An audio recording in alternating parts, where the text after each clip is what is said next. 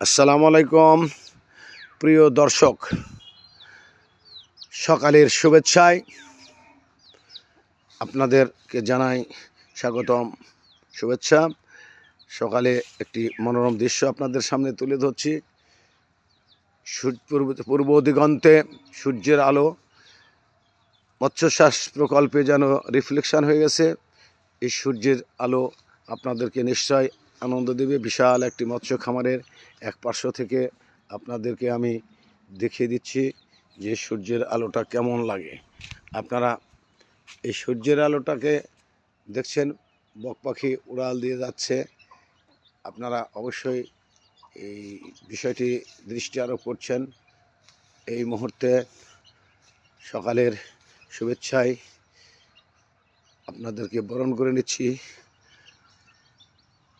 আসসালামু আলাইকুম ওয়া রাহমাতুল্লাহি ওয়া বারাকাতুহু। ধন্যবাদ।